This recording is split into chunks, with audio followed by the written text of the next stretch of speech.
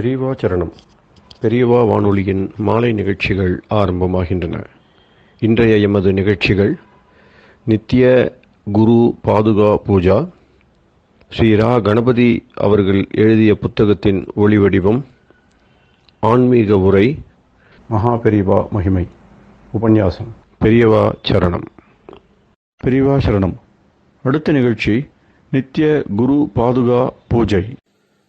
शुक्लाम्बरधरम् विष्णुम् शशिवर्णम् चतुर्भुजम् प्रसन्नवदनम् ध्यायेत् सर्वविघ्नोपशान्तये।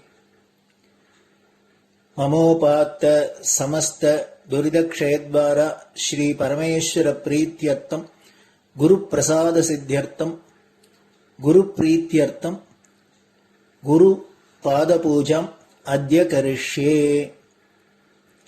गुरुर्ब्रह्मा गुरुर्विष्णुर्गुरुर्देवो महेश्वरः गुरुः साक्षात् परब्रह्म तस्मै श्रीगुरवे नमः। अपारकरुणासिन्धुम् ज्ञानदम् शान्तरूपिणम् श्रीचन्द्रशेखरगुरुम् प्रणमामि मुदान्वहम्। सदाशिवसमारम्भाम् शङ्कराचार्यमध्यमाम् अस्मदाचार्यपर्यन्ताम् वन्दे गुरुपरम्पराम्. எல்லோரும் குருவை பெரிவாளை தியானம் பண்ணிண்டு அர்ச்சனை பண்ணுவோம். அஷ்டோத்திரம். பெரியவா அஷ்டோத்திரம் பல அஷ்டோத்திரங்கள் இருக்கு. அதுல எளிமையா சுலபமா எது இருக்கோ அதை நான் இப்ப சொல்றேன். எல்லோரும் இதை கேட்டுண்டே திருப்பி சொல்ல முடிஞ்சுவா சொல்லி சொல்லி பெரிவாளுக்கு பாதத்துல ஒவ்வொரு புஷ்பத்தை அர்ச்சனை பண்ணலாம். ओम श्री कांची कामकोटि पीठाधीश्वराय नमः। श्रीमत् चंद्रशेखरेन्द्र सरस्वती गुरुभ्यो नमः। संन्यासाश्रम शिखराय नमः। काषाय दंडधारिणे नमः। सर्वपीठापहारिणे नमः। स्वामिनाथ गुरवे नमः। करुणासागराय नमः। जगदाकर्षण शक्तिमते नमः। सर्वचराचर हृदयस्थाय नमः। ओम भक्त परिपालक श्रेष्ठाय नमः। धर्म परिपालकाय नमः। श्री जयेन्द्र सरस्वत्याचार्याय नमः। श्री विजयेन्द्र सरस्वती पूजिताय नमः। शिवशक्ति स्वरूपाय नमः। भक्ताभीष्ट प्रदायकाय नमः। ब्रह्मण्य पोषकाय नमः। ब्रह्म विष्णु शिवैक्य स्वरूपाय नमः। कांची क्षेत्रवासाय नमः। कैलाश शिखरवासाय नमः। स्वधर्म परिपोषकाय नमः। चातुर्वर्ण संरक्षकाय नमः। लोकरक्षण संकल्पाय नमः। ओम ब्रह्मनिष्ठापराय नमः। सर्वपापहराय नमः।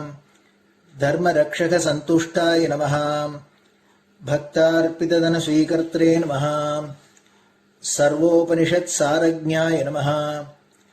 सर्वशास्त्रगम्याय नमः। सर्वलोक पितामहाय नमः। भक्ताभीष्ट प्रदायकाय नमः। ब्रह्मण्य पोषकाय नमः। नानाविध पुष्पार्चितपताय नमः। रुद्राक्ष क्रीडधारिणे नमः। भस्मोद्दोलित विग्रहाय नमः। सर्वज्ञाय नमः। सर्वचराचर व्यापकाय नमः। अनेक शिष्य परिपालकाय नमः। मनश्चाञ्चल्य निवर्तकाय नमः। अभयहस्ताय नमः। भयापहाय नमः। यज्ञपुरुषाय नमः। यज्ञानुष्ठान रुचिप्रदाय नमः। यज्ञसम्पन्नाय नमः। यज्ञसहायकाय नमः। यज्ञफलदाय नमः। यज्ञप्रियाय नमः। उपमानरहिताय नमः। स्फटिक तुलसी रुद्राक्ष हारधारिणे नमः। चातुर्वर्ण समदृष्टये नमः। ऋग्यजुस्साम अथर्वणादि चतुर्वेद संरक्षकाय नमः। दक्षिणामूर्तिस्वरूपाय नमः जाग्रत् स्वप्न सुषुप्ति अवस्थातीताय नमः कोटिसूर्यतुल्य तेजोमय शरीराय नमः साधुसंग संरक्षकाय नमः अश्वगज गोपूजा निर्वर्तकाय नमः गुरुपादुक पूजा तुरंतराय नमः कनकाभिषिक्ताय नमः स्वर्ण बिल्वदल पूजिताय नमः सर्वजीव मोक्षदाय नमः मूकवाक्तान निपुणाय नमः नेत्र दीक्षादानाय नमः द्वादशलिंग स्थापकाय नमः गान रसप्रियाय नमः ब्रह्मज्ञानोपदेशकाय नमः सकलकलासिद्धिताय नमः चातुर्वण्य पूजिताय नमः अनेकभाषा संभाषण कोविताय नमः अष्टसिद्धिप्रदायकाय नमः ओम श्री शारदामठ सुस्थिताय नमः नित्यान्नदान सुप्रीताय नमः प्रार्थना मात्र सुलभाय नमः पादयात्रा प्रियाय नमः नानाविध मतपंडिताय नमः श्रुति स्मृति पुराणज्ञाय नमः देव यक्ष किन्नर किंपुरुष पूज्याय नमः श्रवणानंदकर कीर्तये नमः दर्शनानंदाय नमः अद्वैतानंदभरिताय नमः अव्याच करुणामूर्तये नमः शैव वैष्णवादिमान्याय नमः श्री शंकराचार्याय नमः दंडकमंडलोहस्ताय नमः वीणा मृदंग सकलवाद्यनाथस्वरूपाय नमः रामकथा रसिकाय नमः वेद वेदांग आगमादि सकलकला सतस्प्रवर्तकाय नमः हृदय गुहाशयाय नमः शतरुद्रीय वर्णितस्वरूपाय नमः केदारेश्वरनाथाय नमः अविद्यानाशकाय नमः निष्कामकर्मोपदेशकाय नमः लघुभक्तिमार्गोपदेशकाय नमः लिंगस्वरूपाय नमः सालग्रामसूक्ष्मस्वरूपाय नमः कालड्यां शङ्करकीर्तिस्तम्भनिर्माणकर्त्रे नमः जितेन्द्रियाय नमः शरणागतवत्सलाय नमः श्रीशैलशिखरवासाय नमः डमरुकनादविनोदाय नमः वृषभारूढाय नमः दुर्मदनाशकाय नमः आभिचारिकदोषहर्त्रे नमः मिताहाराय नमः मृत्युविमोचकशक्त्याय नमः श्रीचक्रार्चनतत्पराय नमः दासानुग्रहकारकाय नमः अनुराधानक्षत्रजाताय नमः सर्वलोकख्यातशीलाय नमः वेंकटेश्वरचरणपद्मषट्पदाय नमः श्री महात्रिपुरसुंदरी समेत श्री चंद्रमौलीश्वर पूजाप्रियाय नमः श्रीमच्चंद्रशेखरेन्द्र सरस्वती सद्गुरु परब्रह्मणे नमः गुरुभ्यो नमः परमगुरुभ्यो नमः परमेष्टिगुरुभ्यो नमः परात्परगुरुभ्यो नमः गुरुपरम्पराभ्यां नमः गुरुपादुकाभ्यां नमो नमः. அடுத்தது ஊதுபத்தி இருந்தா அதை காமிச்சு தூபம், நெய் தீபம் இருந்தா காமிச்சு அதை நெய் தீபம் தீபம் காமிச்சுட்டு நைவேத்தியம் வெத்தலைப்பாக்கு பழம் இதுலேருந்து ஆரம்பிச்சு அவளுக்கு எது சௌரியமோ அதுபடி நைவேத்தியம் பண்ணலாம். அதுக்கு அடுத்தது கற்பூர ஹாரத்தி பண்ணி எல்லோரும் பிரதட்சிண நமஸ்காரம் பண்ணி பெரியவாள்கிட்ட பிரார்த்தனை பண்ணிண்டு எல்லோரும் க்ஷேமமா இருக்கணும், லோகம் பரம மங்களமா சௌக்கியமா இருக்கணும், எல்லோரும் வியாதி வெக்க இல்லாத ஆயுராரோக்கிய ஐஸ்வர்யத்தோட சாந்தம் அமைதியோட ஞான வைராக்கியத்தோட எல்லோரும் நல்லவர்களாயிருந்து நன்மையை அடையணும்னு பிரார்த்தனை பண்ணி இந்த பூஜையை தினம் செய்யலாம். குரு பிரம்மா குருர் விஷ்ணுர் குருர் தேவோ மகேஸ்வரः குரு சாட்சாத் பரபிரம்ம தஸ்மை ஸ்ரீ குரவே நமஹ. அபார கருணா சிந்தும் ஞானதம் சாந்தரூபிணம் ஸ்ரீ சந்திரசேகர குரும் பிரணமாமி முதான்வகம். சதாசிவசமாரம்பாம் சங்கராச்சாரிய மத்யமாம் அஸ்மதாச்சாரிய பர்யந்தாம் வந்தே குரு பரம்பராம். குரு பாத பூஜை நிறைவடைஞ்சது. பெரியவா சரணம். பெரியவா சரணம்.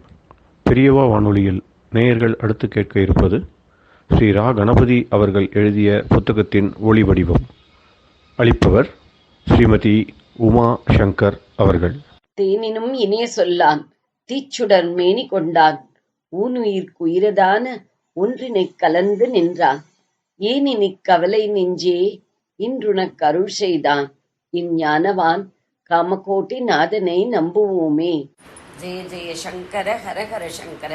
மகாபெரியவாளின் உபன்யாசங்களை ரா கணபதி அண்ணா தெய்வத்தின் குரல் என்ற பெயரில் 7 பாகங்களாக தொகுத்து அளித்ததின் 4ஆம் பாகத்தின் அடுத்த பகுதி. உத்தரமேரூர் உத்தம தேர்தல் முறை ஆத்மசுத்தம். இந்த காலத்தில் சில பேரை பற்றி கேள்விப்படுகிறோம். பண விஷயத்தில் ரொம்பவும் நியாயமாயிருப்பவர், கணக்குகளில் ரொம்பவும் கரார் என்று. ஆனாலும் இப்படிப்பட்டவர்களுடைய ஆல்ரவுண்ட் கேரக்டரை, எல்லா அம்சங்களிலும் அவர்களுடைய நடவடிக்கைகளை பார்த்தால் அவற்றில் சிலதில் திருப்தி இல்லாமலும் பல பேருடையது இருக்கிறது. ஒன்று இருந்தால் ஒன்று இல்லாமல் இருக்கிறது. படிப்பு, வயசு, காரியத்திறமை எல்லாம் சேர்ந்து நடத்தையிலும் எல்லா அம்சங்களிலும் சுத்தமாக இருக்கிறார்களா என்று பார்த்தால் எங்கேயாவது இடறுகிறது. நாமும் பரவாயில்லை, 5க்கு 2 பழுதில்லாட்டா பாதகமில்லை என்று இவர்களிடம் நாட்டு நிர்வாகத்தை ஒப்புவிக்கிறோம். ஆனால் ஹியூமன் நேச்சர், மனுஷ இயற்கை போகிற போக்கில் இப்படி கலந்தாங்கட்டிகளாக இருக்கிறவர்களுக்கு ஒரு பதவி, ஸ்தானம் என்பது கிடைத்த பிறகு 5க்கு 2 என்பது 1, அரை, கால், சைஃபர் என்று சரிந்து கொண்டே போகிறது. இதனால்தான் அர்த்த சுத்தத்தை மட்டும் சொல்லாமல், ஆனாலும் அதுதான் பொது நிர்வாகத்தில் மிகவும் முக்கியமான விஷயமாதலால் அதை பிரித்து முதலிடம் கொடுத்து சொல்லி, அதோடு கூட ஆத்மசுத்தம் என்பதாக ஒருவனுடைய ஆல்ரவுண்ட் கேரக்டரும் பழுதில்லாமல் பூர்ணமாய் இருக்க வேண்டும் என்று விதியில் சேர்த்திருக்கிறார்கள். அந்த காலத்தில் ஆஸ்திக்யம், சாஸ்திராபிமானம், தெய்வத்திடம் பயபக்தி, அடக்கம், கட்டுப்பாடு முதலிய எல்லாமே பொதுவாக ஜனசமூகத்தில் ஆழமாக பரவி இருந்ததால் மக்களின் கேரக்டர் லெவல் மிகவும் உயர்வாயிருந்தது. இன்று போல் தப்பு வழிகளில் இழுக்கிற அநேக கவர்ச்சிகளும் அப்போது கிடையாது. எனவே சல்லடை போட்டு தேடித்தான் கண்டுபிடிக்க வேண்டும் என்றில்லாமல் அங்கேயும் ஒரு சிலர் பூர்ணமாக ஆத்மசுத்தமுடையவர்கள் என்னும்படியாக இருந்து கொண்டிருந்தார்கள். இப்படிப்பட்டவர்கள்தான் பொது நிர்வாகத்துக்கு வர முடியும் என்று 5வது கிளாஸ் ஷரத்து நிர்ணயித்து விடுகிறது.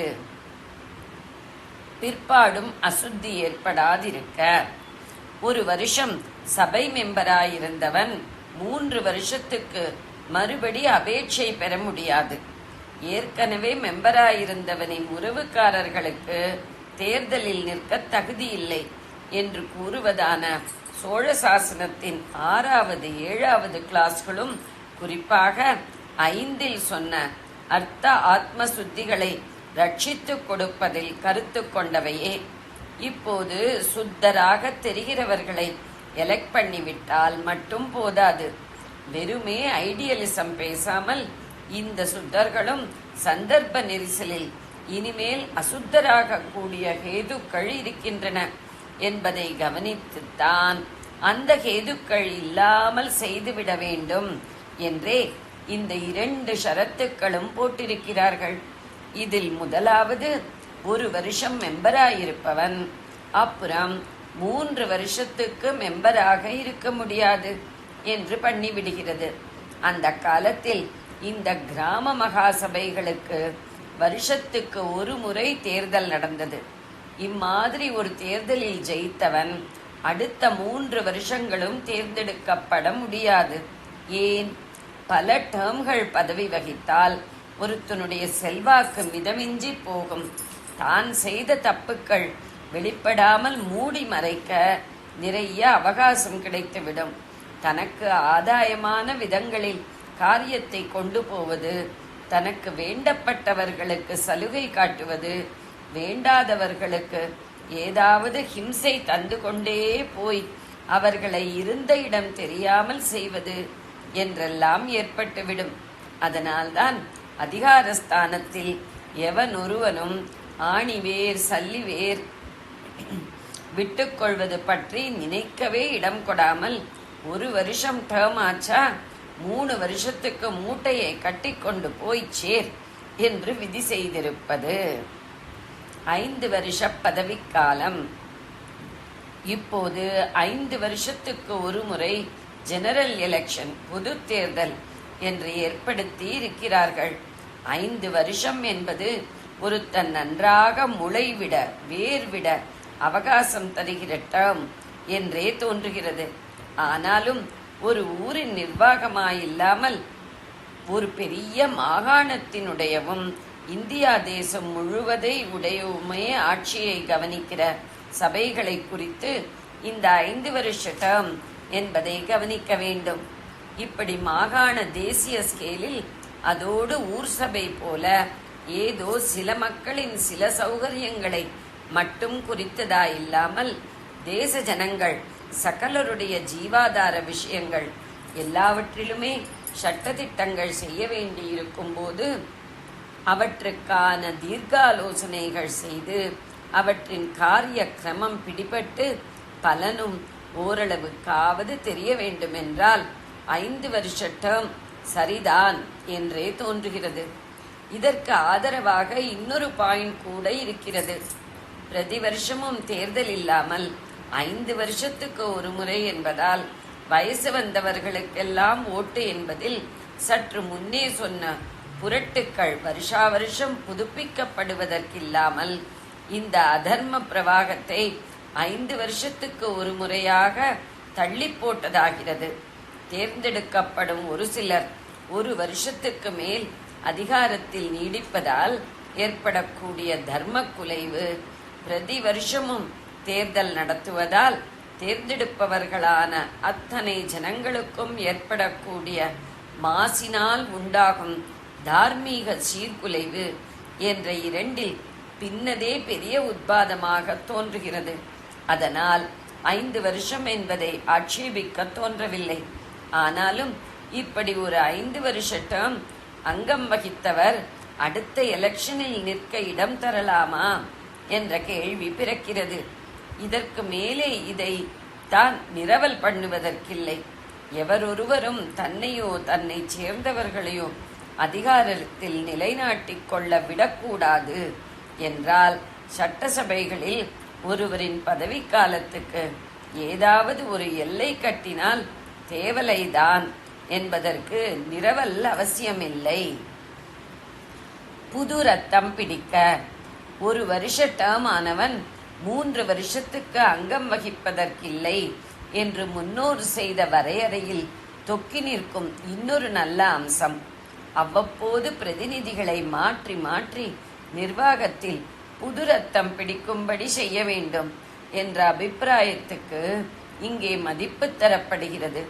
வருஷத்துக்கு 1 தரம் தேர்தல் என்றும் ஒரு மெம்பரின் 2 டேர்ம்களுக்கிடையிலே 3 வருஷம் கேப் இருக்க வேண்டும் என்று வைத்ததால் இப்படி வருஷா வருஷம் 30 பேர் தேர்ந்தெடுக்கப்படும் முறையின் கீழே ஒரு கிராமத்தில் நல்ல நடத்தையும் படிப்பும் காரிய சாமர்த்தியமும் உள்ள அத்தனை பேருக்குமே சபை மெம்பராகி பொதுப்பணியில் நேராக ஈடுபட வாய்ப்பு கிடைத்திருக்கும். இதனால் இது நம்முடைய சொந்த சபை என்று ஊராருக்கு நல்ல பிடிமானம் ஏற்பட்டிருக்கும். யாரோ என்னவோ நடத்திவிட்டு போகிறார்கள், நாம் தலையிட்டு என்ன நடக்கப் போகிறது என்று பொதுஜனங்கள் ஊராட்சியில் அக்கறை இல்லாமல் விலகி நின்றிருக்க மாட்டார்கள்.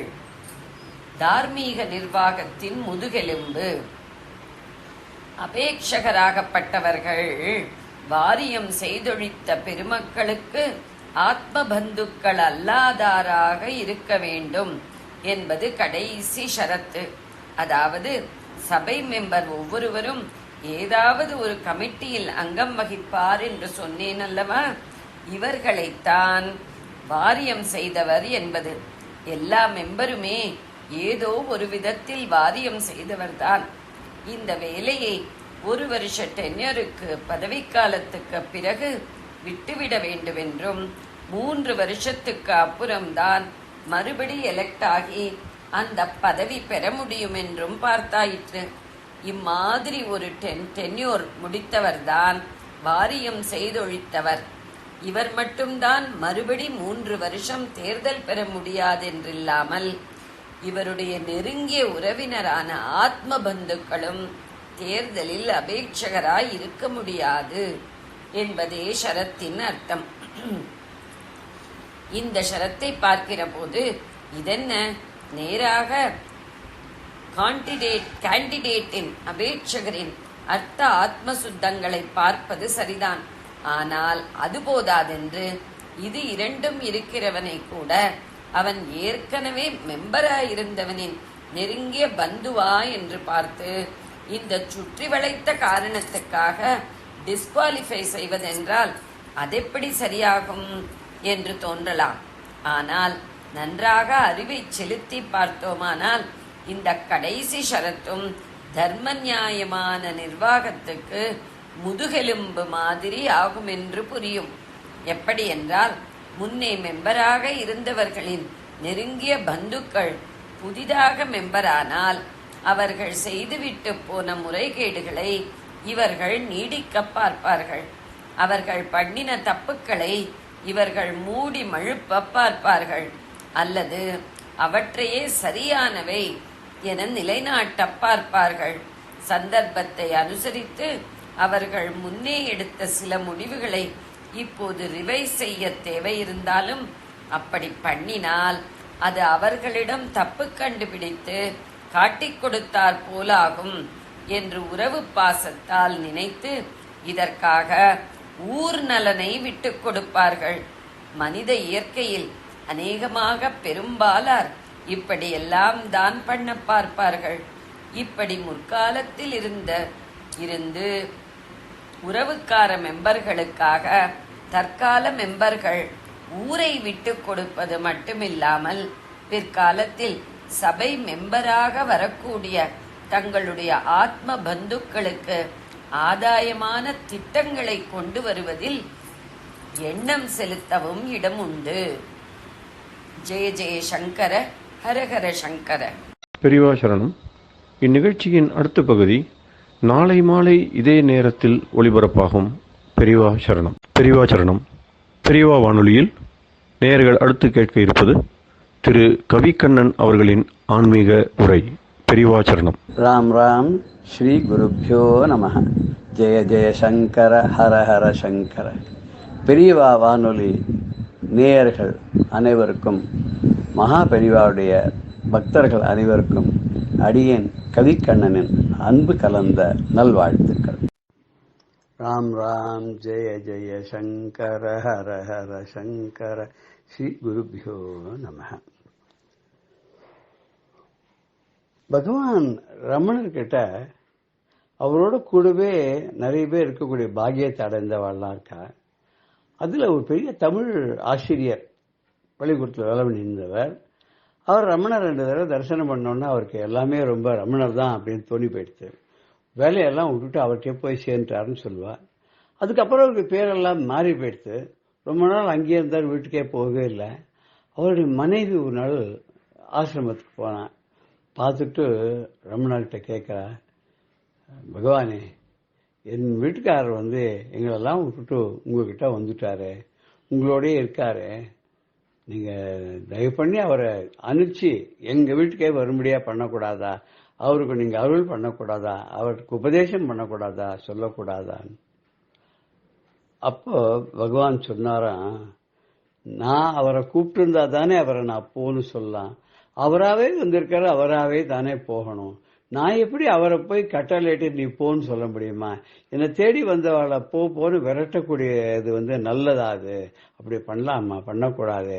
அந்த அருணாச்சல தேடி வந்து என்ன அந்த ஈசன் போன்னு சொல்லவே இல்லையே. நான் இங்கே தானே இருக்கேன், அப்படியே அவனுக்கு தொண்டு பண்ணி நான் இங்கே தானே இருந்துட்டு இருக்கேன். அதான் ஒண்ணு பண்ணி நீயே கேட்டுப்பாரு, அவர் வந்த ஆயிஷன் போட்டு. அந்த அம்மா போய் அவர்கிட்டயே கேட்டார், அவர் ஹஸ்பண்ட் கிட்டயே கேட்டார், நீங்க இந்த மாதிரி எங்களெல்லாம் விட்டுட்டு நிராதரவா இப்படி இங்க வந்துட்டேளே, இது உங்களுக்கே நியாயம்னு படுறதா? நான் எங்களுக்கு வேற எது கேதி? நீங்களே வேண்டாம் தள்ளி விட்டு வந்துட்டேன்னாக்க எங்களை யார் தான் காப்பாத்துவா, பார்த்துப்பான்னு. அவர் சொன்னார், மரம் வச்சவன் தண்ணி விடுவான்னு சொல்லுவா, உங்களுக்கு வேண்டியதெல்லாம் பண்ணி வச்சுட்டு தான் நான் வந்திருக்கேன். நான் ஒருத்தன் அங்க இல்லாததுனால என்ன, நான் இப்போ இருக்கத்தானே செய்றேன், அங்கேயும் இருக்கேன் இங்கேயும் இருக்கேன். அங்க இல்லைன்னா இங்க வந்து பார்க்கலாம், இங்க இல்லைன்னா அங்க பார்க்கலான்னு. அதுக்காக நான் இவருக்கு தொண்டு செய்யறதுக்கு நான் வந்துட்டேன். இது ஒரு பெரிய பாக்கியம். இந்த பாக்கியம் கிடைக்கவே கிடைக்காது.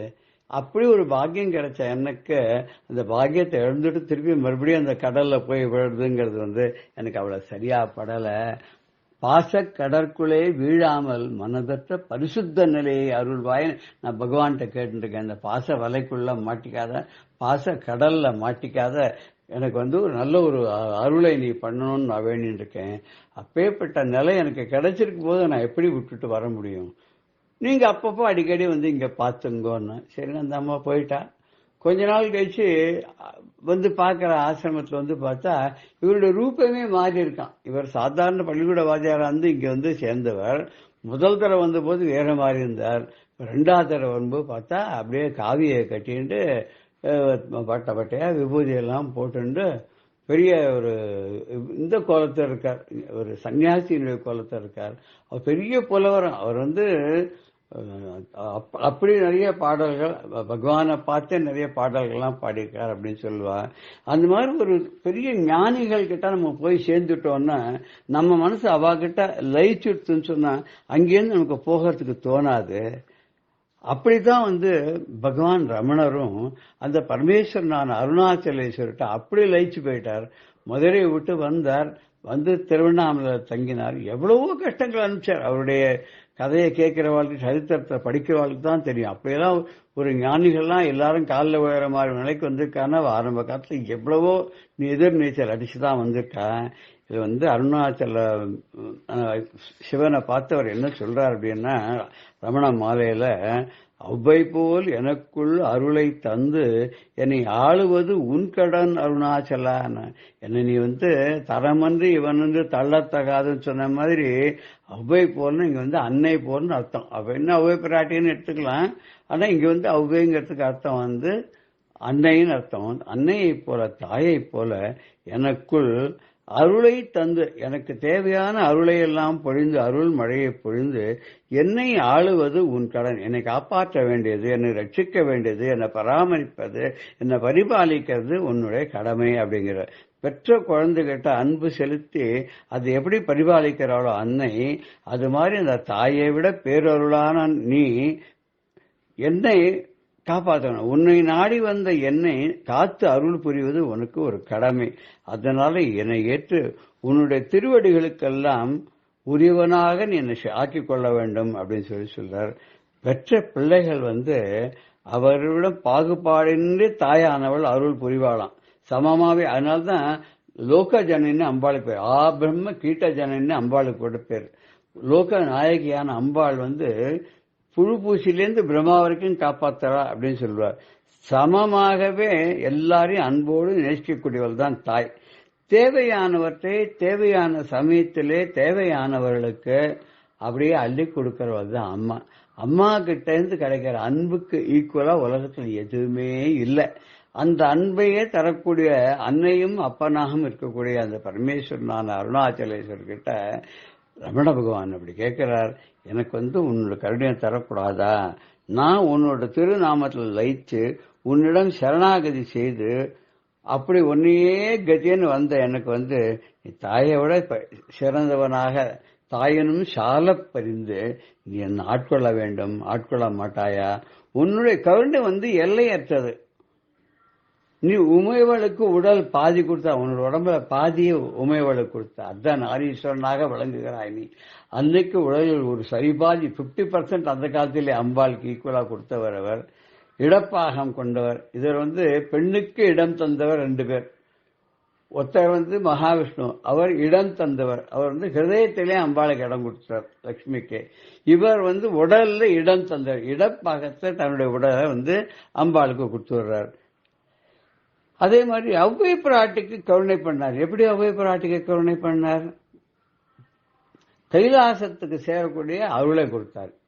பிள்ளையாருக்காக விநாயகருக்கு அவர் பண்ண உடனே பிள்ளையார் மூலமாக தும்பிக்கையால் ஒரு சுத்தி அப்படியே கொண்டு கைலாயத்தில் வைக்க முடியா பண்ணார். திருநாவுக்கரசருக்கு அருள் பண்ணார். எப்படின்னா காளஹஸ்தி பக்கம் போயிட்டு ரொம்ப வயசாட்டு திருநாவுக்கரசருக்கு நடக்க முடியல, தவிழ்ந்து போகணும்னு பார்க்கிறார். தவிழவும் முடியல, உருண்டு போகணும்னு பார்க்கிறார். அப்பவும் முடியல. அப்போ அந்த சமயத்தில் பரமேஸ்வரன் அங்கே யாரோ ஒரு வழிபோக்கர் மாதிரி நீர் இந்த குளத்துல குளிச்சுட்டு அதுக்கப்புறம் நீர் பாரும் அப்படின்னு சொல்றார். உடனே சரி அவர் சொல்றாருன்னு உருண்டு போய் அந்த குளத்துல குளிச்சுட்டு அப்படி முங்கி குளிச்சு எழுந்து பார்த்தா அவர் காஞ்சிபுரத்தில் இருக்காராம்.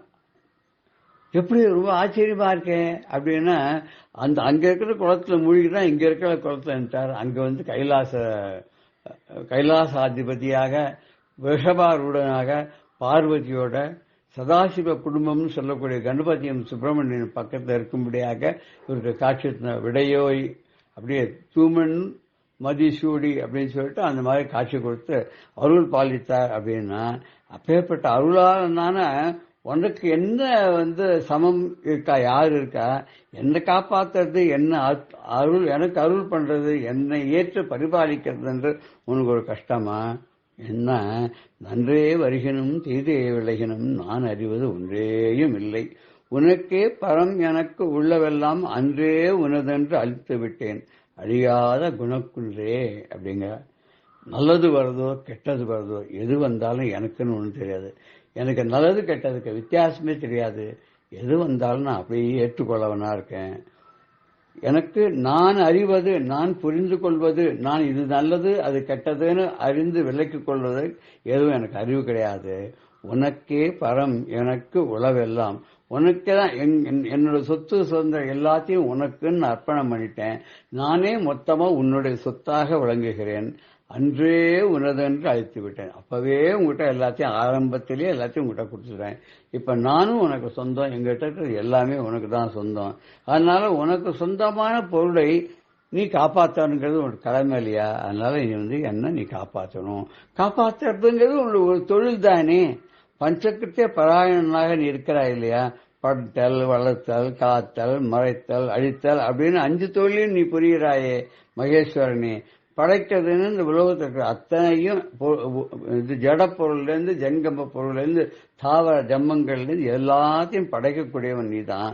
படைச்சப்பறம் அப்படியேவா இருக்கு, அது வளருதே, அதை பண்றதும் நீ தான். வளர்ந்தப்பறம் அதை காப்பாத்தறிய நல்லபடி அழிஞ்சு போகாது, அதுவும் நீ தான். அதுக்கப்புறம் அது கொஞ்சம் கொஞ்சமா தேய வைக்கிறியே, அதுவும் நீ தான். அழிய வைக்கிறிய, அதுவும் நீ தான். கடைசியில் மொத்தத்தையும் அப்படியே தனக்குள்ளே அடக்கிக் கொள்கிறாய். சிலந்து பூச்சி எப்படி வலை கட்டும்போது தன்னுடைய வாயிலிருந்தே வரக்கூடிய ஒரு பசையினாலே அந்த வலையை பின்னுறது. திருப்பி அங்கேருந்து வேலை முடிஞ்சு வேற இடத்துக்கு போகும்போது அந்த வலையை முழுக்க தானே முழுங்கிடுமா, தனக்குள்ள அது ஐக்கியம் பண்ணிடுமா. அது மாதிரி அத்தனை உலகத்தையும் படைத்தாலும் கடைசியிலேயே இந்த ஊழி காலத்துல நீயே இந்த நடனம் ஆடும்போது அத்தனையும் தனக்குள்ளே அடக்கிக் கொள்கிறாய் அல்லவா? அப்பேற்பட்ட நீ தாயிற் சிறந்த தயாவான தத்துவனாக விளங்குகின்றாய். நீ என்னை காப்பாற்றணும், எனக்கு நீ அருள் பண்ணணும் அப்படின்னு சொல்லி கேட்கிறார். இதை சிவபுராணத்துல கூட நம்ம இந்த பார்க்கலாம். தாயிற் சிறந்த தயாவான தத்துவன்னு ஒரு இடத்துல அவர் ரொம்ப ரொம்ப அழகா அதை உருகி சொல்லுவார். அவர்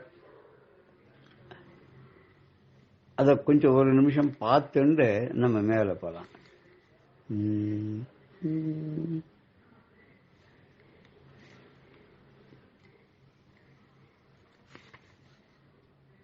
விலங்கு மனத்தால் உனக்கு விமலா உனக்கு கலந்த அன்பாகி கசிந்து உருகும் நலந்தான் இல்லாத சிறியர்க்கு நல்கி நிலந்தன்மையில் வந்தொழி நீள்கழல்கள் காட்டி ஞாயிற்கடையாய் கிடந்த அடியேற்கு தாயிற் சிறந்த தயாவான தத்துவனே, மாசற்ற ஜோதி மலர்ந்த மலர்ச்சுடரே, தேசனே, தேனார் அமுதே, சிவபரனே, பாசமாம் பற்றறுத்து பாரிக்கும் அரியனே, நேச அருள் புரிந்து நெஞ்சில் வஞ்சம் கெட பேராது நின்ற பெருங்கருணை பேராரே அப்படிங்கிறார்.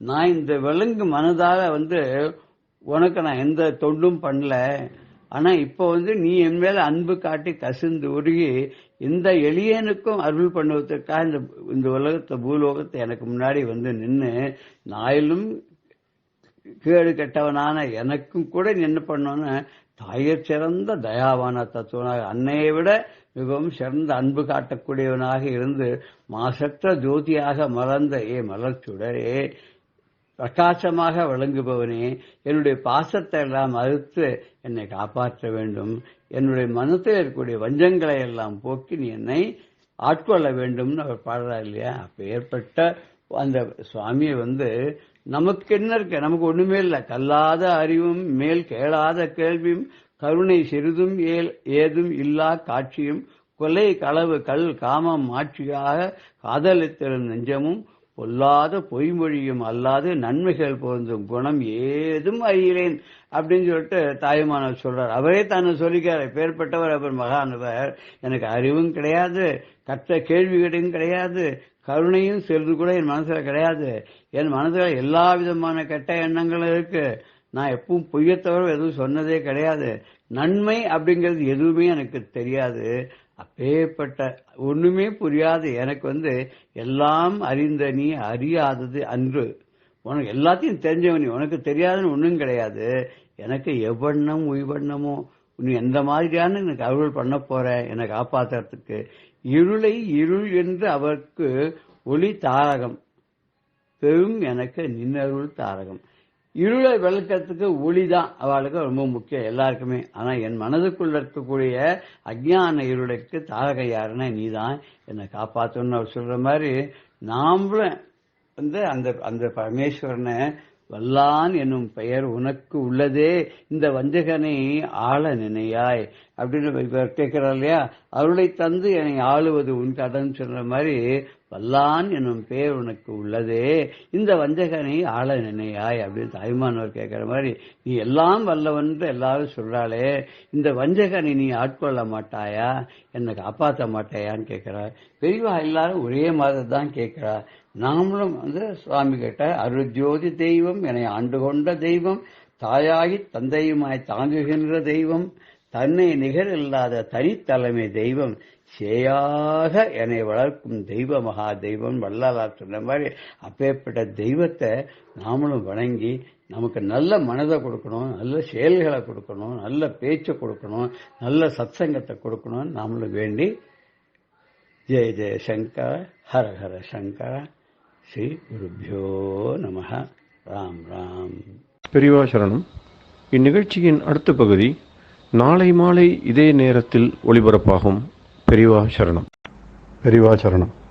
அடுத்த நிகழ்ச்சி மகா பெரியவா மகிமை உபன்யாசம். வழங்குபவர் பிரம்மஸ்ரீ கணேச சர்மா அவர்கள். அபார கருணா சிந்தும் ஞானதம் சாந்தரூபிணம் ஸ்ரீ சந்திரசேகரகுரும் பிரணமாமி முதான்வகம். வியாசநகரையில் சங்கர ஜெயந்தி அன்னைக்கு ராத்திரி தான் சாண்டூர் ராஜா பிரார்த்தனை பண்ண பெரியவா வியாசருக்கு கோயில் கட்ட சொன்னா அப்படிங்கிறத பார்த்தோம். அந்த கோவில் விவரம்லாம் எப்படி சொன்னால் இன்னும் பல கோவில் விவரங்கள்லாம் நாம் பார்த்துன்னு வந்தோம். இப்படிலாம் பேசிச்சுன்னு எல்லாம் எடுத்து எல்லாரும் படுத்துக்கிறதுக்கு ராத்திரி 11 மணிக்கு மேலே ஆயிடுத்து. எல்லாருக்கும் ரொம்ப அசதி, நல்ல தூக்கம். ஏன்னா 5 நாளாக இந்த சங்கர ஜெயந்திக்காக கார்த்தாலியும் சாயந்தரமும் பல ஃபங்க்ஷன்லாம் இருந்தது, விசேஷங்கள் இருந்தது, பல பேர் வந்தால் இப்படிலாம் இருந்ததுனால பெரியவாள்கிட்ட கைங்கிருமல்லாம் படுத்துன்னு ஒரு ஓரமாக வாவா கிடைச்ச இடத்துல படுத்துட்டு இருக்கா. எல்லாரும் அசந்து தூங்கின்னு இருக்கா. மறுநாளைக்கு வெடிகாரத்தால் 3:30 மணிக்கு பெரியவா என்ன பண்ணினா 3:30 மணிக்கு ஏந்துண்டா. நேராக துங்கபத்ராவுக்கு போயிட்டா. துங்கபத்ராவுக்கு போனால் பெரியவாள்கிட்ட கைங்கர் வேணும் பாலு குமரேஷன் அவள் 2 பேரும் தான் என்னன்னு கூட போகிறா. அங்கே போய் பெரியவா பல் தேய்ச்சா எல்லாம் பண்ணினா பண்ணிட்டு ஒரு மணி ஜபம் அப்படின்னு பண்ணுவா. விபூதியெல்லாம் விட்டுன்னு எல்லாம் பண்ணிவிட்டு சுத்தி பண்ணிட்டு விபூதியெல்லாம் விட்டுண்டு ஜபம் பண்றதுக்காக இந்த அவளுக்குன்னு அமைக்கப்பட்ட அந்த பர்ணசாலைக்கு வரா. அப்படி அதுக்கு அந்த பர்ணசாலைக்கு பக்கத்துல தான் பெரியவாள்கிட்ட கைங்க ஏகாம்பரம் விஷயங்கண்டம் முதலான பக்தாள்லாம் படுத்துன்னு இருக்கா. இந்த பாலும் குமரேஷனும் எழுப்பிண்டே வந்தா, பெரியவா வரா பெரியவாரா ஏந்துருங்கோ ஏந்துருங்கோ அப்படின்னு. இவெல்லாம் உடனே வாரி சுட்டுன்னு ஏந்துட்டா பெரியவா கையில ஒரு மணி ஜபம் பண்றதுக்காக அந்த கடிகாரத்தையும் தண்டத்தையும் தூக்கிண்டு வந்து ஒரு மணி ஜபம் பண்ற போறா. இந்த பக்கம் வந்தவா எதுக்கு இங்க வந்தா அப்படின்னா, ஏகாம்பரத்திட்ட சொன்னா வண்டி எங்கன்னு கேட்டா. அதாவது ரிக்ஷா எங்க அப்படின்னா, ரிக்ஷாவை கொண்டு வா எடுத்துன்னு வா அப்படின்னா. இந்த ரிக்ஷாவை கொண்டு வானாலே பெரியவா யாத்திரை கிளம்ப போறான்னு அர்த்தம். இவாளுக்கெல்லாம் தூக்கி அறி போட்டுது. மணி 3-4 மணி ஆறுது. பெரியவா இப்போ அடுத்தது யாத்திரையை கிளம்பணுங்கிறாளே. எல்லாருக்கும் 5 நாளா அவ்வளவு சிரமப்பட்டு காரியம் பண்ணினது உடம்ப அடிச்சு போட்டாப்புல இருக்கு. சித்த படுத்துக்கலாம் அப்படின்னா பெரியவா கிளம்ப போறாளே அப்படின்ட்டு எல்லாருக்கும் கவலையா இருந்தது. இவர் கேட்ட என்ன யாத்திரையா இப்ப கிளம்பணுமா அப்படின்னா ஆமான்னு தலையாட்டினா. உடனே இந்துவாசன் அப்படின்ட்டு போய் ரிக்ஷாவை எடுத்துன்னு வா அப்படின்னு உத்தரவு எடுத்து அவர் கொண்டு வந்து வச்சு, நீ பெரியவா சாமான்லாம் ஏத்து அப்படின்னு விட்டா. இந்துவாசன் சாமான்லாம் ஏத்தப்பட. அப்ப பாலுன்னு பெரியவாள்கிட்ட கைங்கரியம் என்றவர் சொன்னார், இப்போ பெரியவா கிளம்பணுமா? 5 நாளா எல்லாரும் காரியமா இருந்திருக்கு, சங்கர ஜெயந்தி கொண்டாடி இருக்கு. அதனால எல்லாருக்கும் சிரமமா இருக்கும், சரீரம் சிரமமா இருக்கும், பெரியவாளுக்கும் சிரமமா இருக்கும். இந்த வயசுல இப்ப சிரமப்பட வேண்டாம். இன்னைக்கு ஒரு நாள் இருந்துட்டு நாளைக்கு அப்புறம் சித்த சாவகாசமா போகலாம், சிரம பரிகாரம் பண்ணிட்டு போகலாம். பெரியவா இப்ப கிளம்ப வேண்டாம் அப்படின்னா. பெரியவா எல்லாம் கேட்கல, கிளம்பணும் அப்படின்னா. எல்லாரும் என்ன சொல்ல முடியும்? பெரியவா தீர்மானம் பண்ணிட்டா தீர்மானம் பண்ணின்னு தான்.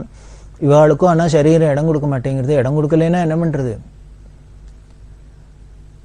வேற வழி இல்லை. பெரியவா என்ன பண்ணினா, இப்படி கிளம்புறத பார்த்துட்டு விடாப்படியா கிளம்புறத பார்த்துட்டு உடனே பாலு இன்னும் கொஞ்சம் பெரியவாள்கிட்ட போய் பிரார்த்தனை பண்ணிட்டார். சாண்டூர் ராஜா ரொம்ப ஆசைப்பட்டு இங்க கூப்பிட்டுருக்கார். அவ இடத்துல வந்து சங்கர ஜெயந்தி பண்ணியிருக்கா. அவ ரொம்ப விமரிசையா எல்லாத்தையும் நடத்தி வச்சிருக்கா. அவ வீட்டுக்கு போயிருக்கா, சாண்டூருக்கு போயிருக்கா. அவளும் 5 நாளா இங்கதான் இருக்கா. அவளுக்கும் சிரமமா இருக்கும். அதனால ராத்திரி வீட்டுல போய் படுத்துன்னு சித்த சிரம பரிகாரம் பண்ணலான்னு போயிருக்கா. அவ வந்துருவா. அதனால அவ வந்தோன்னா அவள்கிட்ட சொல்லிட்டு கிளம்பட்டும். அவ இடத்துல வந்து அவ கூப்பிட்டு அவ இடத்துல வந்து நாம எல்லாத்தையும் பண்ணிவிட்டு அவ நமக்கு இவ்வளவு ஒத்தாசை பண்ணியிருக்கா. அப்படி இருக்கிறதையும் நாம பாட்டுக்கு சொல்லாத உள்ளாத போனா நல்லா இருக்காது. அவ வருத்தப்படுவா மனசு. அதனால சாண்டூர் ராஜா வரட்டும், வந்தோன்னு சொல்லிட்டு அப்புறம் பெரியவா எப்படி சௌரியமோ பண்ணட்டும். ராஜா வர வரைக்குமானு பொறுமையா இருக்கணும் அப்படின்னா, இங்க இருக்கணும் அப்படின்னா. பெரியவா அல்ல மாட்டேன் அப்படின்னா. எதுக்கு சொல்லணும்? ஒன்னும் சொல்ல வேண்டாம் அப்படின்னா.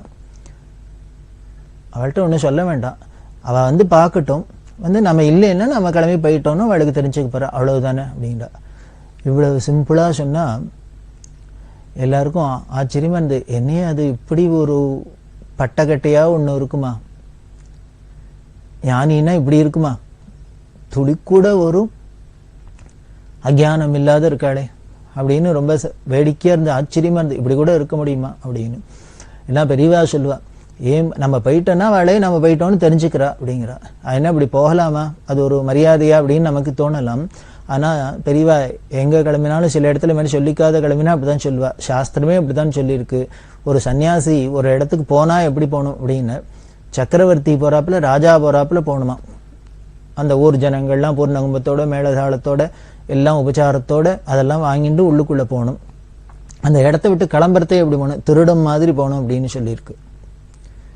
நிச்சயம் பெரியவாள மாதிரி ஒரு ஆனந்த வஸ்து பிரம்மஜானி ஒரு இடத்துல தங்கிட்டு கிளம்பினா யாருக்கான ஆஹா போயிட்டு வாங்கணும் டாடா காமிக்க தோணுமோ?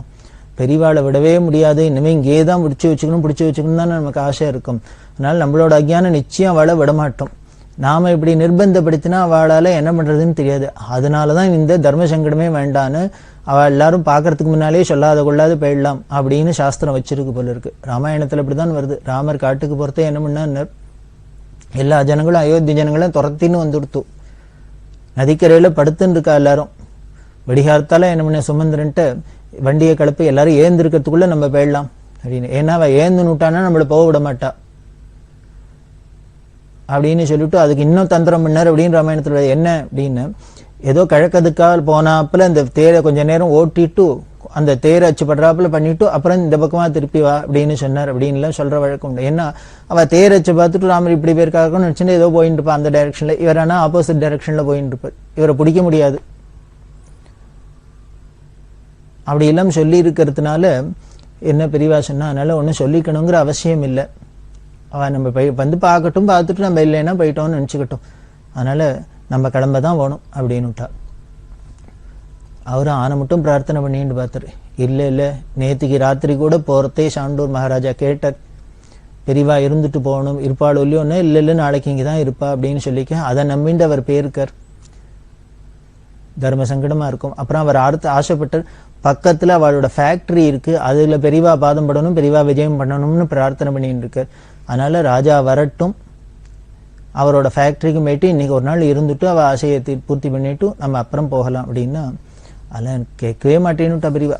அதெல்லாம் யாரா இருந்தாலும் சரி, என்னவா இருந்தாலும் சரி, அவ அதாவது ஊருக்கெல்லாம் அவ ராஜாவா இருக்கலாம், இது அண்டச்சராச்சரத்துக்கும் சக்கரவர்த்தியாச்சே, சர்வேஸ்வரனாச்சே, இவ யாருக்கு பயப்படணும், யாருக்காக தாட்சிணியப்படணும் இல்லை. உடனே என்ன பண்றதுன்னு தெரியல. எல்லாரும் மற்றவாள்லாம் கைக்கிரமழாள்லாம் சிரமப்பட்டு, எல்லாருக்கும் என்ன ஆசை அப்படின்னா, இந்த ராஜாவை சாக்கு வச்சாலும் பெரியவா இங்க இருப்பாளாக்கும், இன்னைக்கு அட்லீஸ்ட் ஒரு நாளைக்கு இங்க ரெஸ்ட் எடுத்துக்கலாமே அப்படின்னு பார்த்தா எதுக்கும் ஆசையில பெரியவா கிளம்புறதுன்னு தீர்மானம் பண்ணிட்டா, தண்டை தூக்கின்னு கிளம்பிட்டா. இப்போ வந்தா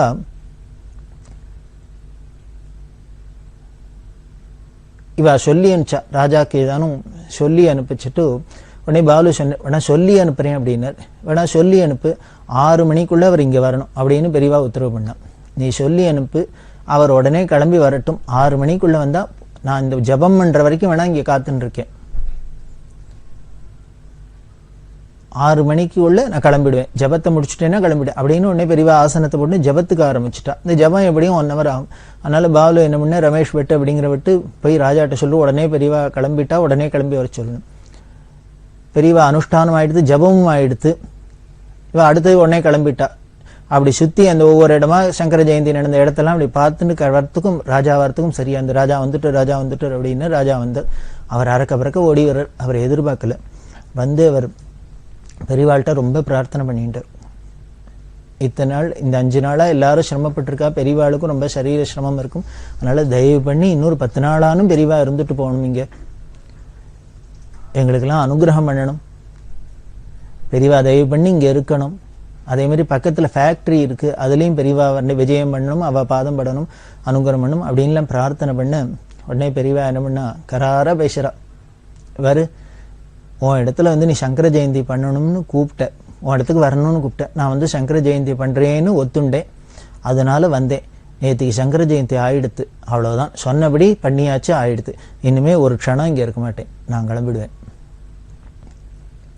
அப்படின்னா தண்டத்தை தூக்கிண்டா கிடுன்னு வெளியில வர ஆரம்பிச்சுட்டா. என்ன பண்ண முடியும்? உடனே ராஜா கூடவே வந்து சொன்னோம், சரி இங்கே இல்லைனாலும் பக்கத்துல 2 கிலோமீட்டர்ல ஃபேக்டரி இருக்கு, அங்கேயானும் வந்து தங்கட்டும் அப்படின்னா. அதையெல்லாம் எல்லாம் காதுல வாங்கிட்டாலே வேண்டி நேர்வே கிளம்பி பெரியவா ரிக்ஷாவை தள்ள சொன்னா, நேர மெயின் ரோடுக்கு வந்துட்டா. வந்தா ரிக்ஷா போறது இப்படி கிளம்பி போயிட்டே இருக்கு. அது தெற்க போனாக்க துங்கபத்ரா டேமுக்கு போகும், வடக்க போனாக்க ராஜாவோட கம்பெனி வரும். அந்த மெயின் ரோட்ல வந்தோடனே இப்ப பெரியவா தெற்க போப்புறாளா வடக்க போப்புறாளான்னு தெரியணுமே, ஏன்னா ராஜாவோ கம்பெனிக்கு வரணும்னு சொல்லியிருக்க, அதனால வடக்கு பக்கமா போவாளாக்குன்னு இவ ரிக்ஷா வச்சுன்னு பார்த்துட்டு இருக்கா. ஆனா பெரியவா என்ன பண்ணினா தெற்க கை காமிச்சா இப்படி திருப்புன்னு விட்டா. அதாவது ராஜாவோட கம்பெனிக்கு போகல, நேர தெற்கு பக்கம் வண்டியை விட சொன்னா, நேர போறது இந்த துங்கபத்ரா டேமுக்கு போற வழி அது. அப்படி போறது கிட்டத்தட்ட இந்த துங்கபத்ரா டேம் 7 கிலோமீட்டர் போகணும், ஒரு 4 கிலோமீட்டர் வரைக்கும் போயிருக்கும், அதுக்கப்புறம் 7 கிலோமீட்டர் போகணும். யாரோ வந்து சொன்னா, அந்த துங்கபத்ரா டேமுக்கு போகணும்னா நீங்க இப்படியே போறதை விட குழுக்க ஒரு வழி இருக்கு, அதால போனீங்கன்னா கொஞ்சம் சீக்கிரம் போயிடலாம், கிலோமீட்டர் கம்மி அப்படின்னா. கிலோமீட்டர் கம்மின்னா வேற ஒண்ணும் இல்லை, இப்படி மெயின் ரோடோட போனா 7 கிலோமீட்டர், இப்படி குறுக்க போனா 6 கிலோமீட்டர், 1 கிலோமீட்டர் குறையும், அவ்வளவுதான். சரி என்ன பண்றது, அதுலயானு போலாம் அப்படின்ட்டு போனா கொஞ்சம் தூரம் போனா அங்க என்ன ஆயிடுத்து அப்படின்னா, ஒரு 1 கிலோமீட்டர் 1.5 கிலோமீட்டர் போனா ரோடு முழுக்களும் ஒரே முள்ளும் கல்லுமா, ஒரே அப்படி ஒரு கடினமான பாதை, கூட போறவாளுக்கெல்லாம் காலில் முள்ளு குத்துறது, அந்த பெரியவாளோட ரிக்ஷாவோட டயர் பஞ்சர் ஆகிடுத்து, முள்ளு குத்தி. பெரியவாளுக்கு மட்டும் நல்ல வேலை ஏதோ காலில் பாதுகாப்பு போட்டுன்றதுனால ஒன்றும் ஆகலை. ஆனால் கொஞ்சம் தூரம் போனோன்னு அப்படின்னு அதுக்கப்புறம் நல்ல ரோடு வந்துடுத்து. இப்படி கிளம்பி போகிறா. இப்படி போனாக்க இந்த துங்கபத்ரா டேமில் ஒரு ஆஞ்சநேயர் கோவில், அந்த ஆஞ்சநேயர் கோவில் வந்தது. அங்கே வரத்தே கார்த்தால 8:30 மணி ஆயிடுது. விடிகாலத்தால் 3:30 மணிக்கு எழுந்துட்ட பெரியவா 8:30 மணிக்கு இந்த துங்கபத்ரா டேம் ஆஞ்சநேயர் கோவிலுக்கு வந்தா. சித்திர மாசமா நல்ல எதிர் வெயில், ஜம்முன்னு வெயில் அடிக்கிறது, சுரீர்னு. ஒன்றும் லட்சியம் இல்லை, பெரியவா பாட்டுக்கு நடந்து போறா. அபார கருணா சிந்தும் ஞானதம் சாந்தரூபிணம் ஸ்ரீ சந்திரசேகர குரும் பிரணமாமி முதான்வகம். விடிகாலத்தால் 3:30 மணிக்கு எழுந்துட்ட பெரியவா 8:30 மணிக்கு இந்த துங்கபத்ரா டேம் ஆஞ்சநேயர் கோவிலுக்கு வந்தா. சித்திர மாசமா நல்ல எதிர் வெயில், ஜம்முன்னு வெயில் அடிக்கிறது, சுரீர்னு. ஒன்றும் லட்சியம் இல்லை, பெரியவா பாட்டுக்கு நடந்து போறா. அப்போ உடனே வழியில துங்கபத்ரா நதி இருக்கிறதுனால பெரியவா சொன்னா, இங்கேயே வேணா ஸ்நானம் அனுஷ்டானத்தை பண்ணிவிடலாமா அப்படின்னா, சரி பண்ணிவிடலாம் அப்படின்னா, நதியில ஒரு பக்கமா ஓடும் தண்ணி ஓடின்னு இருக்கு. அந்த துங்கபத்ரா வாய்க்கால ஸ்நானம் எல்லாம் பண்ணி எல்லாம் பண்ணியாச்சு. அங்க அக்கறைக்கு அப்புறம் அடுத்தது என்ன பண்ணலாம்னா, அக்கறைக்கு போ அப்படின்ட்டு அக்கறைக்கு போயிடலாம்ட்டா. துங்கபத்ராவை தாண்டி அக்கறைக்கு போகலாம் அப்படின்னா பாலம் இருக்கு. அந்த பாலத்துல 2, புது பாலம் பழைய பாலம் அப்படின்னு. புது பாலம் கொஞ்சம் தள்ளி இருக்கு, பழைய பாலம் பக்கத்துல இருக்கு. இந்த பழைய பாலத்து வழியால போயிடலாம் அப்படின்னா சீக்கிரம் போயிடலாம் அக்கறைக்குன்னா, இந்த பெரியவாளோட ரிக்ஷாவை தள்ளிட்டு போக முடியாது, அது சின்ன பாலம். அந்த ரிக்ஷாவோட போகணும்னா அந்த புது பாலம் வழியால தான் போகணும், அதுக்கு இன்னும் கொஞ்சம் சுத்தணும்.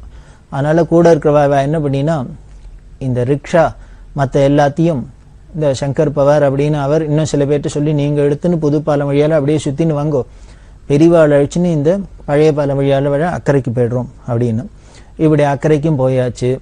அங்கேருந்து அதுக்கப்புறம் நடந்துட்டே இருக்கா. போனா ஒரு ஊர் வந்தது, அதுக்கு பேர் முனிராபாத் அப்படின்னு பேரு. இப்படி பெரியவா வரணும்னா இந்த ஊரே கூடிடுத்து. அவ ஆரத்தி எடுக்கிறா, அத்தை பண்றா, இத்தை பண்றா, ஒரே விசாரம் பண்றா, உள்ளுக்குள்ள வரணும் உள்ளுக்குள்ள வரணும் அப்படின்னா. எல்லாருக்கும் இவாளுக்கெல்லாம் ரொம்ப டயர்டா வேற இருக்கா, கெஞ்சருது சரீரமும் காலும். சரி இங்கேயானு ஏதானும் இவா உட்காந்து பாடாக்கும், இங்கே ஏதானும் ஒரு ஆகாரத்தை பண்ணிட்டு சித்த ரெஸ்ட் எடுத்துக்கலாமாக்கும் அப்படின்னா, பெரியவா என்ன பண்ணா, அங்கேயும் தங்கலை, அங்கேருந்து யாத்திரையை தொடர ஆரம்பிச்சுட்டா. தொடர்ந்து போயிட்டே இருக்கா.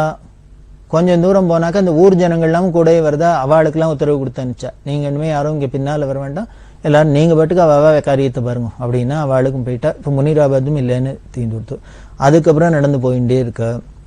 போயிட்டே இருந்தா இவாளோட தரிசனத்துக்கு வந்தவர்ல ரங்கன் கவுட் அப்படின்னு, ஹாஸ்பிட்டல் ரங்கன் கவுட் அப்படின்னு ஒரு பெரிய பிரமுகர் அப்படின்னு சொன்னோம். அவர் பெரியவாளுக்கு நிறைய கைங்கரம் பண்ணியிருக்கார், அப்பப்போ இந்த தரிசனம் பண்ணுறார். அவரும் சங்கர ஜெயந்திக்கு எல்லாம் தரிசனம் பண்ணிருக்கா இல்லையா. அவர் சம்சாரம் குடும்பத்தோட தரிசனம் பண்ண வந்தவா பெரியவா யாத்திரையில கூடவே நடந்து வந்துருக்கா. வந்தவர் அவர் சொன்னார், இங்க பக்கத்துல எங்க ஃபேக்டரி இருக்கு, அதனால பெரியவா அதுல தங்கலாம் அப்படின்னு. ஒரே வெயிலா இருக்கு, சித்திர மாசம். அப்படி சித்திரை மாசமா இருந்தா கூட அப்ப என்ன ஆச்சு அப்படின்னா, திடீர்னு மழை வராப்புல மேகம் மூடின்னு இருக்கு, தூரல் போட ஆரம்பிச்சிருத்தோம். இந்த கோடை மழை அது மாதிரி. அவர் சொன்ன, பெரியவா நனைஞ்சு போயிடுவா, அதனால பக்கத்துல எங்க ஃபேக்டரி இருக்கு, அதுல தங்கட்டும் அப்படின்னா. பெரியவா பார்த்தா அதெல்லாம் இல்லை அப்படின்ட்டு கிளம்பி போயிட்டே இருக்கா. இந்த ஃபேக்டரியும் வந்தது. அந்த ஃபேக்டரியும் தாண்டி 10 அடி போனோன்னு என்ன தோணித்தோ தெரியல, நன்னா திருப்பி மழை வராப்புல இருக்கு. கவுடு பிரார்த்தனை பண்ண பெரியவா உடனே திரும்பி ஃபேக்டரிக்குள்ள வந்தா. ஃபேக்டரிக்குள்ள அங்க இருக்கிற அந்த கோடம்லாம் ஒழிச்சு தர சொல்லி பெரியவா அங்க அன்னைக்கு தங்கினா. அந்த ஃபேக்டரியில தங்கிவிட்டு மறுநாளைக்கு காலங்காலத்தால எழுந்துட்டு, எப்பொழுதும் போல விடிய காலத்துல 3 மணிக்கெல்லாம் எழுந்துட்டு யாத்திரையை தொடர்ந்துருவா. இவா சரீர சுத்தி பண்ணிட்டு நடக்க ஆரம்பிச்சுட்டா. 7 கிலோமீட்டர் நடந்து போயின்னு இருக்கு. போனா எனிகரா அப்படிங்கிற இடம் வந்தது. இந்த எனிகரா போறதுக்குள்ள இவாளுக்கெல்லாம் ரொம்பவே சிரமமா இருக்கு, டயர்டா இருக்கு. ஏன்னா இந்த ராத்திரி கவுடோட ஃபேக்டரிக்கு வந்தாலும் பெரியவா ஒன்றும் ஆகாரம் இல்லை, ஏதோ பாலுகள் சாப்பிட்டா படுத்துண்டாச்சு. மற்றவாளுக்கெல்லாம் ஏதோ ஒரு உப்புமா கண்டி வந்த இடத்துல அதுக்கப்புறம் சாமானை பார்த்து உப்புமா கண்டி ஏதோ சாப்பிட்டு இல்லைன்னு படுத்துட்டு இருக்கா. இதே காலங்காலத்தால் கிளம்பிட்டார் திருப்பி. போனால் இங்கேருந்து 7 கிலோமீட்டர் தானே எனிகிரா அப்படிங்கிற இடத்துக்கு வந்தது. அந்த எனிகிராங்கிற இடத்துக்கு வரத்துக்குள்ள திருப்பி பஞ்சர் ஆகிடுது வண்டி. பெரியவாளோட ரிக்ஷா பஞ்சர் ஆகிடுது. எய்த்தாப்லேயே சுரின்னு வெயில் அடிக்கிறாப்புல இருக்கு, வெயில் அடிக்கிறது. பெரியவாள்கிட்ட வெள்ளம் பிரார்த்தனை பண்ணா, எதிர் வெயிலாகவும் இருக்குது, பஞ்சர் ஆகிடுது, இங்கே பக்கத்தில் எங்கேயானும் தங்கிட்டு அப்புறம் கண்டினியூ பண்ணலாம் அப்படின்னா பெரியவா என்ன பண்ணா, வேதபுரி சாஸ்திரிட்டு போய் தாழங்குடையை எடுத்துட்டா அப்படின்னா தாழங்குடையை எடுத்துட்டா. ரோட்டில் இவாபட்டுக்கு நடக்க ஆரம்பிச்சிட்டா. வேற என்ன பண்ணுறது? அதனால மற்றவாழ்லாமும் இந்த டயர் என்ன பஞ்சர் ஆகிடுது, உடனே என்ன பண்ணினார், அதுலேருந்து சாமானில் சிலதெல்லாம் மட்டும் எடுத்துன்னு இந்த டயர் பஞ்சர் ஆகிட்டதுனால அதை வச்சுன்னு தள்ளின்னு போக முடியல இவாளால் ரிக்ஷாவை. ஏன்னா எல்லா சாமானும் இருக்குது. அதனால் மற்ற சாமான் எல்லாத்தையும் பெரியவாளோட முக்கியமான சாமானை மட்டும் அதில் வச்சுட்டு அதை மொள்ள தள்ளின்னு போக சொல்லிவிட்டு பின்னால் கவுடோட வண்டி வரும், கார் வரும், அதில் மற்ற சாமான்லாம் ஏற்றின்னு போகலாம் அப்படின்ட்டு ஏகாம்பரம் ஏற்பாடு பண்ண அப்படி போயின்னு இருக்கு. அப்படி போனால் ஒரு வழியாக 9:30 மணி ஆச்சு. கார்த்தால 9:30 மணி. இந்த கவுடோட ஃபேக்ட்ரியிலேருந்து கிளம்பி எனிகிரா அதையும் தாண்டி நடந்து போயின்னு இருக்கா. போயிருந்தா அதுக்கப்புறம் 5 கிலோமீட்டர் நடந்தாச்சு. கிட்டத்தட்ட 9:30 மணி ஆயிடுத்து கார்த்தால. இப்போ ஸ்நானம் பண்ணணும், அனுஷ்டானம்லாம் பண்ணணுமே, எங்கே பண்ணலாம் அப்படின்னா அது என்ன பண்ணா, ரோடு போடுறதுக்காக ரோடெல்லாம் நடுப்பு பள்ளம் தோண்டியிருக்கா. பெருசாக பள்ளம் தோண்டி அதில் உள்ள மண்ணெல்லாம் எடுத்து வாரி போட்டு இன்னும் பண்ணி வச்சிருக்கா. அது நாள் என்ன ஆயிருக்கு, முதலே சொன்னோம், இந்த கவுடோட ஃபேக்ட்ரிக்கு வரதுக்கு முன்னாலே மேகம் மூடி இருந்தது, மழை வராப்பில் இருந்தது, தூரல் போட்டது. பெரியவா ஃபேக்ட்ரியில் போய் தங்கினான்னு. அப்போ ராத்திரி நன்னா மழை பெஞ்சிருக்கு போல இருக்கு. போனால் அந்த ரோடில் தோண்டி தோண்டி வச்சிருக்காளே ரோடை போடுறதுக்கு பள்ளமாக அதிலெல்லாம் தண்ணி தேங்கியிருக்கு. மழை பெஞ்சு தண்ணி. பெரியவா என்ன பண்ணினா அதில் ஒரு மடுவில் இறங்கிவிட்டா. வேடிக்கையை பாருங்கோ, ஒரு பெரிய சங்கராச்சாரியார் பீடாதிபதி, அவள் ஸ்நானத்துக்கு எங்கே இருக்கான்னு ரோடு போடுறதுக்காக பள்ளம் தோண்டி இருக்கு, அதில் மழை பெஞ்ச தண்ணி தேங்கி இருக்கு, அதில் போய் ஸ்நானம் பண்ணுறா. எங்கேயானும் எந்த சுவாமிகளானு எந்த சங்கராச்சாரியான்னு நம்ம எதிர்பார்க்க முடியுமா அப்படி இல்லாமல் இருப்பான்னு? அப்படி இல்லாமல் இருந்து காமிச்சிருக்கா. அப்படி இல்லாமல் இருந்து காமிச்சு ஆச்சரியமாக தான் இருக்கு பெரியவாள்.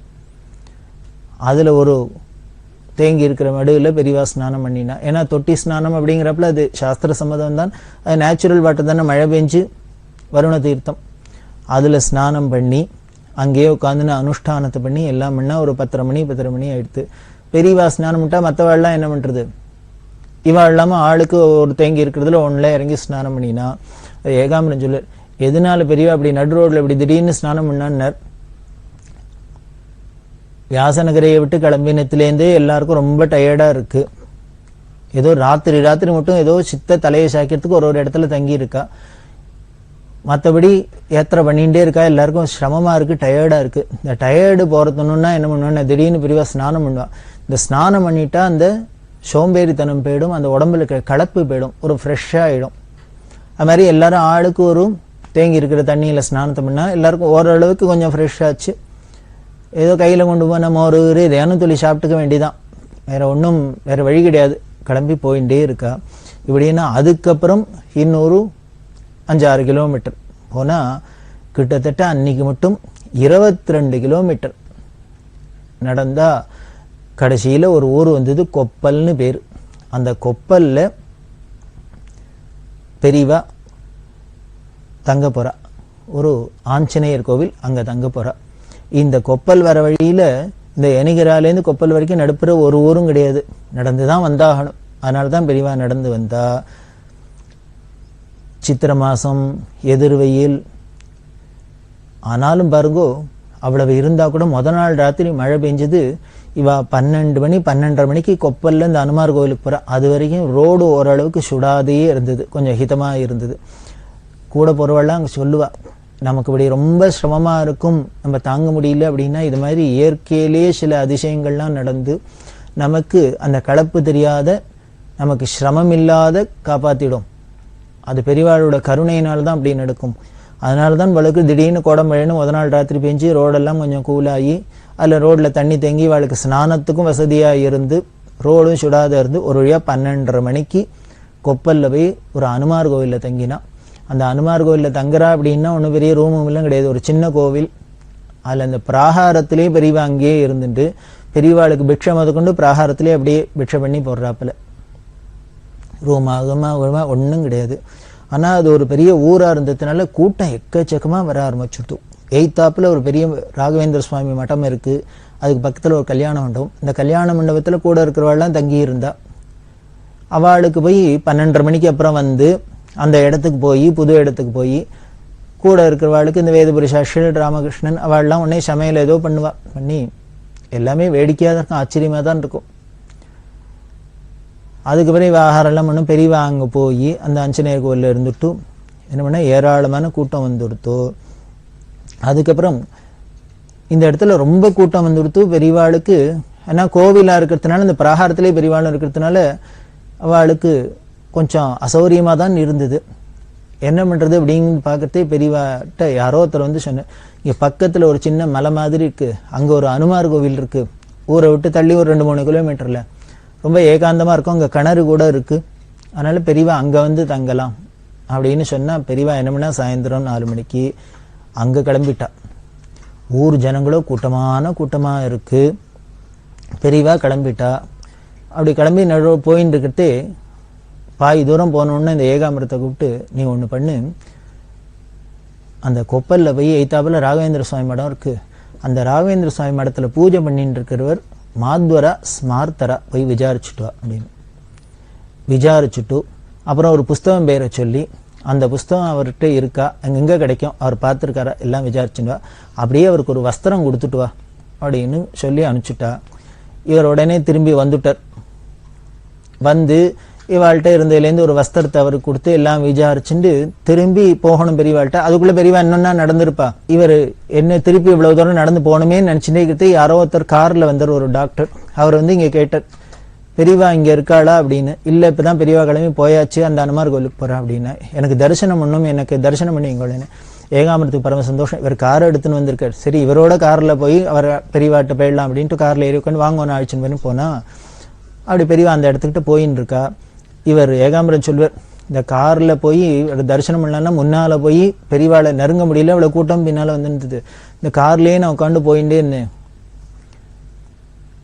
அந்த அவர்கிட்ட டாக்டர்கிட்ட சொல்லியிருந்தேன், பெரியவா அடுத்தது அந்த ஆஞ்சநேய கோயிலுக்கு போப்பரா, அங்கே போகணுன்னு அங்கே போய் பெரியவா இறங்கினோன்னு நான் உங்களை தரிசனம் பண்ணி வைக்கிறேன் அப்படின்லாம் சொல்லியிருந்தார். ஏன் அப்படின்னா, பெரியவா இந்த ராகவேந்திர மடத்தில் பூஜை பண்ணுற ஸ்மார்த்தரா மாத்வரா கேட்டுவா புஸ்தகத்தெல்லாம் பற்றி சொல்லியிருக்கா.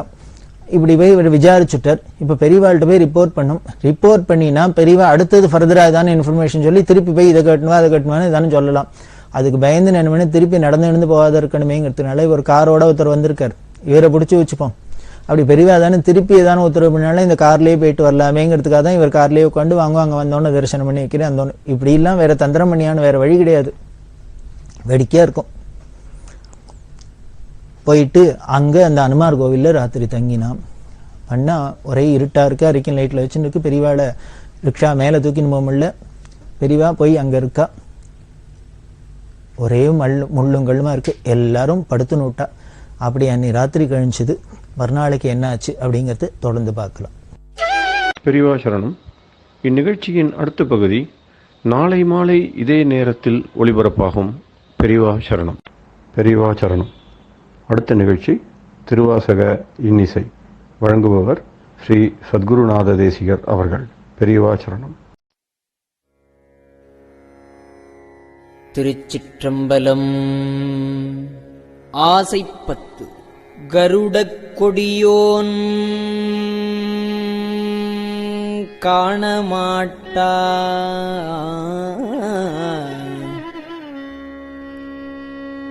கருடக் கொடியோன் காணமாட்டா கழற்சேவடி என்னும் பொருளைத் தந்து இங்கு என்னை ஆண்ட புல்லாமணியேயோ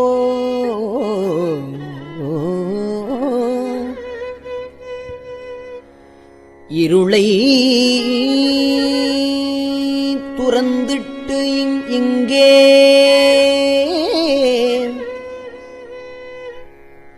இருளை துறந்திட்டு இங்கே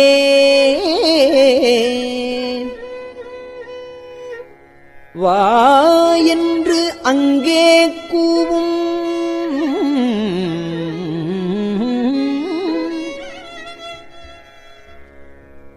அருளைப் பெறுவான்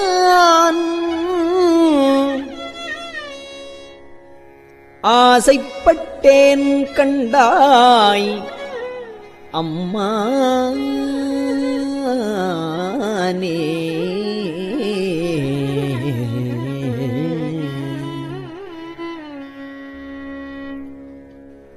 முய்ப்பால் நரம்பு கயிறாக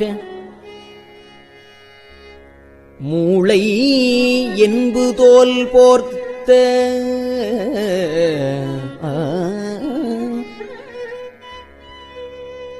மூளை என்பு தோல் போர்த்த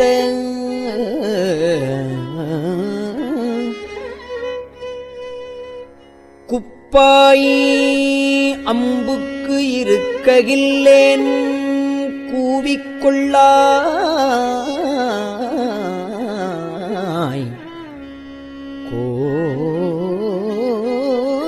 கோவேயோ. எப்பாலவர்க்கும் அப்பாலாம் என்னாரமுதேயோ.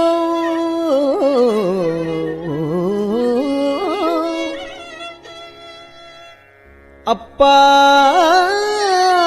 காண ஆசைப்பட்டேன் கண்டாய் அம்மா நே.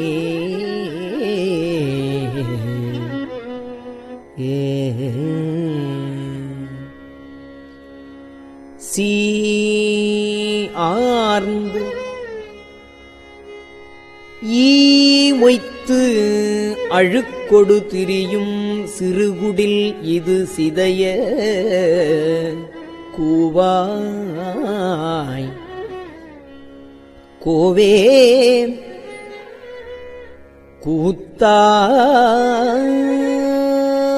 காத்து ஆட்கொள்ளும் குருமணியே. தேவா தேவர்க்கு அறியானே சிவனே சிறிது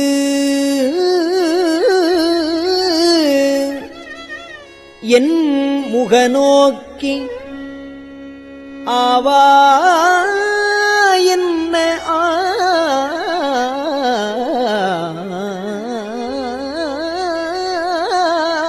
ஆசைப்பட்டேன் சிறிது என் முகநோக்கி ஆவா என்ன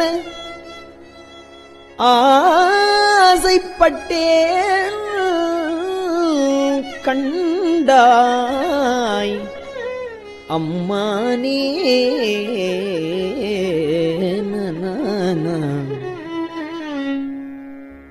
மிடைந்து எலும்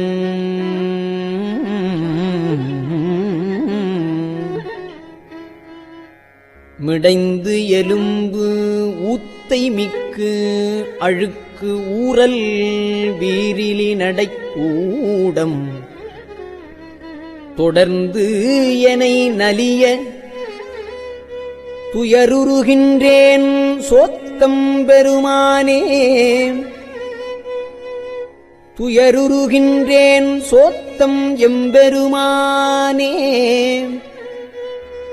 உடைந்து நைந்து உருகி உன்னொளி நோக்கி உன் திருமலர்பாதம்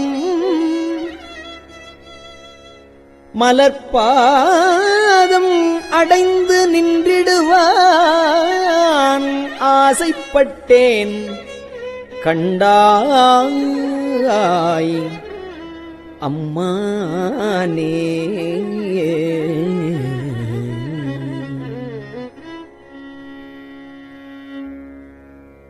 அழிபுன்னகத்து புறந்தோல் மூடி அடியேனுடை ஆக்கை புளியம்பழம் ஒத்திருந்தேன்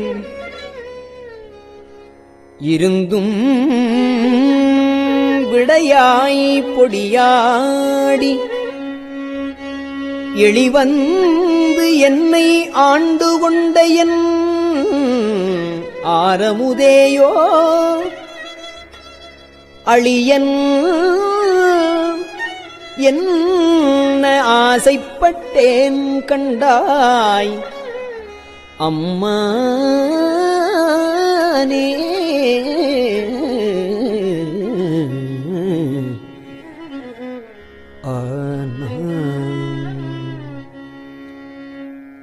எய்த்தேன் நாயேன் இனி இங்கு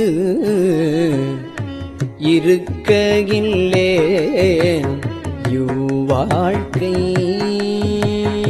வைத்தாய் வாங்காய் வானோர் அறியா மலர்ச்சேவடியானே. புத்தா உந்தன் முகவொளி நோக்கி முறுவல் நகை காண அத்தா சால ஆசைப்பட்டேன். அத்தா சால ஆசைப்பட்டேன் கண்டாய் அம்மானே. பாரோர் விண்ணோர் பரவியேத்தும் பரனே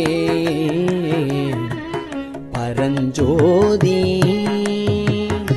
வாராய் வாரா உலகம் தந்து வந்து ஆட்கொள்வானே. பேர் ஆயிரமும் பரவி பேர் ஆயிரமும் பரவி திரிந்து எம்பெருமான் என ஏத்த ஆரா அமுதே ஆசைப்பட்டேன்.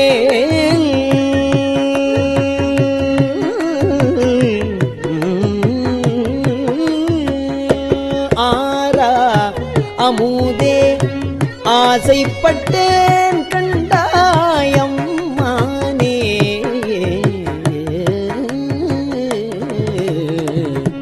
கையால் பொழுது உன் கழற்சேவடிகள் கழும தழுவிக்கொண்டும் கையால் பொழுது உன் கழற்சேவடிகள் கழும தழுவிக்கொண்டும் எய்யாது என்றல் தலைமேல் வைத்து எம் பெருமான் பெருமான் என்று ஐயா என்றன் வாயால் அரற்றி ஐயா என்றன் வாயால் அரற்றி அழல் சே மெழுகு ஒப்ப ஐயாற்றுகரசே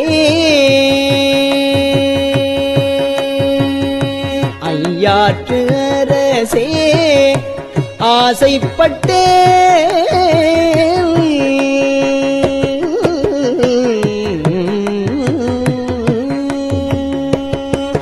ஐயாற்றுகரசே ஆசைப்பட்டேன் கண்டாய் அம்மானே.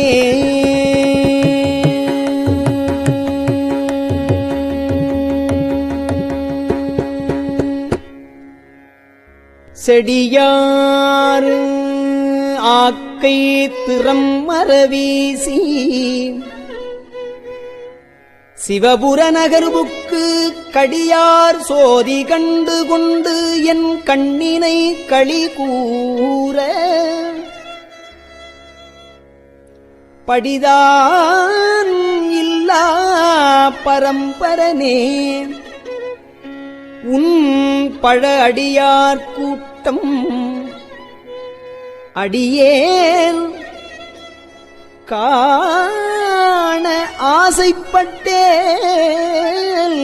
கண்டாய் அம்மானே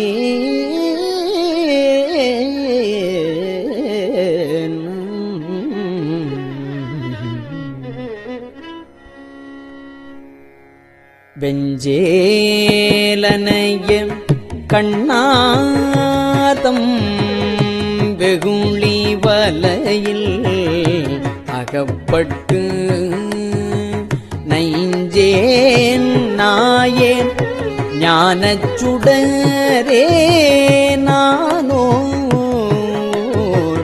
துணை காணேன் பஞ்சேரடியாள் பாகத்து ஒருவா பவள திருவாயால் அஞ்சேல் என்ன ஆசைப்பட்டேன்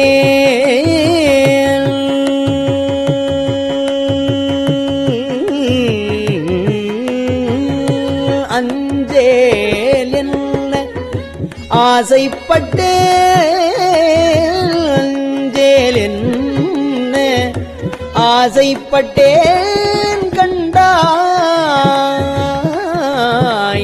அம்மானே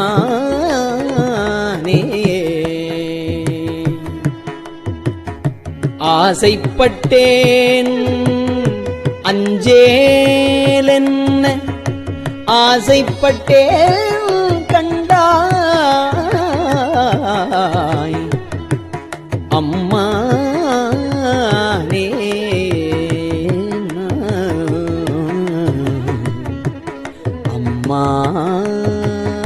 அம்மானே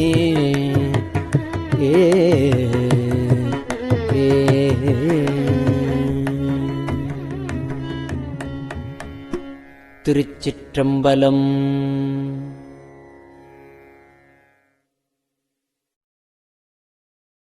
பெரியவா சரணம். இந்நிகழ்ச்சியின் அடுத்த பகுதி நாளை மாலை இதே நேரத்தில் ஒளிபரப்பாகும். பெரியவா சரணம். பெரியவா சரணம். பெரியவா வானொலியின் இன்றைய நிகழ்ச்சிகளின் நிறைவாக திருப்பொன்னூசல் வழங்குபவர் சத்குருநாத தேசிகர் அவர்கள். பெரியவா சரணம். திருச்சிற்றம்பலம். திருப்பொன்னூசல் சீரார் பவளம் கால் முத்தம் கயிறாக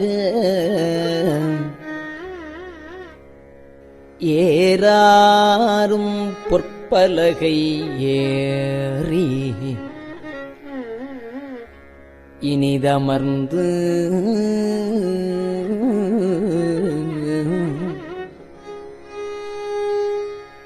சீரார் பவளம் கால்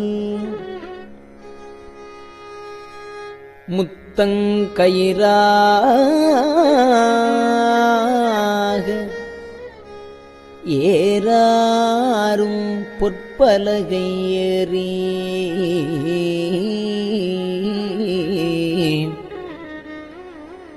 இனிது அமர்ந்து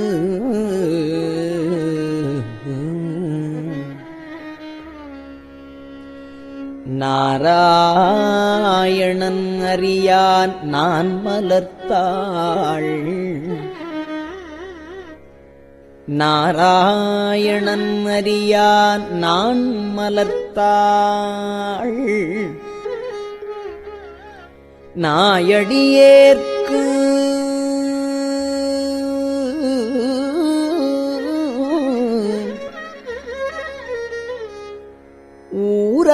ஊராகத் தந்தருளும் உத்தர கோசமங்கை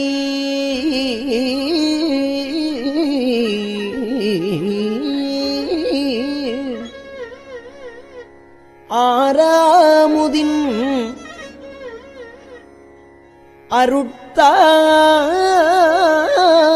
அருட்தாளினை பாடி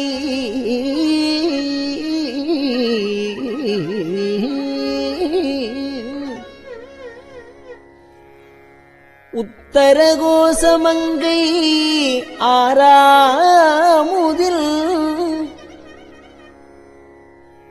அருள்தாளினை பாடி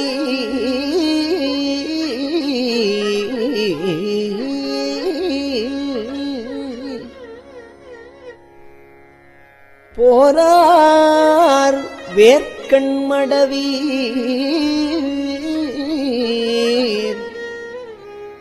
பொன்னூசல் ஆடாமோ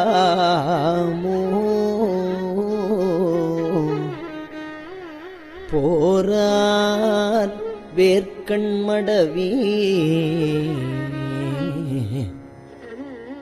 பொன்னூசல் ஆடாமோ.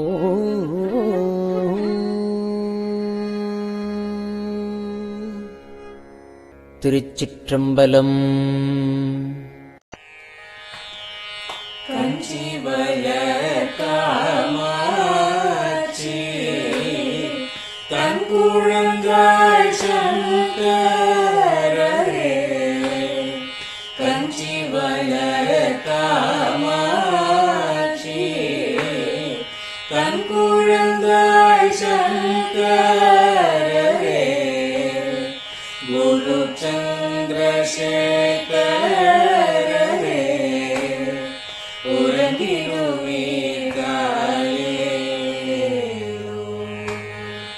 உறங்கிடுவீர்களே.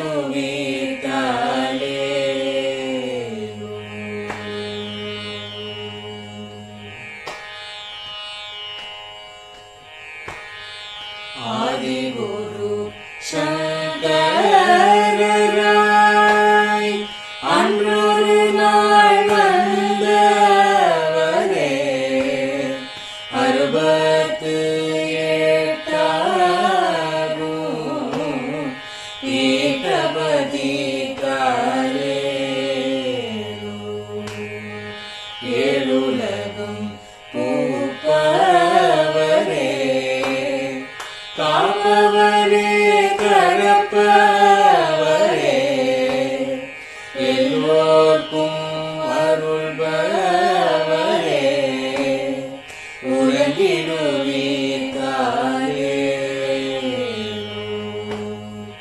அயனுடனே மாலவனோ தேடிய பொற்பதத்தவரே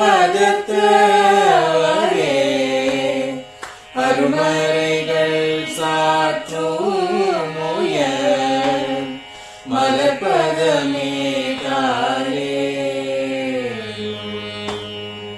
முக்தி நிலை எய்திடவே சக்தி தரும் சத்குருவே முக்தி நிலை எய்திடவே சக்தி தரும் சத்குருவே நித்தமெங்கள் நாவீசையில்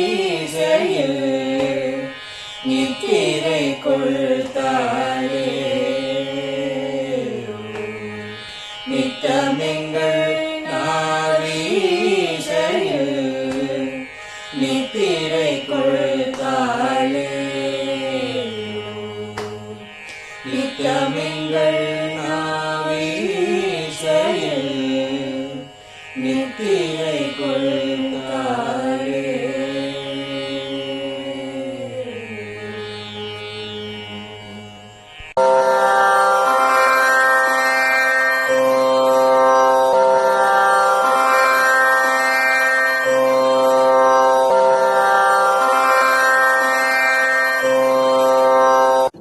பெரியவாசரணம். பெரியவா வானொலியின் மாலை நிகழ்ச்சிகள் இத்துடன் நிறைவடைகின்றன. எமது அடுத்த ஒளிபரப்பு நாளை காலை இந்திய நேரப்படி 6 மணிக்கு துவங்கும். பெரியவாசரணம்.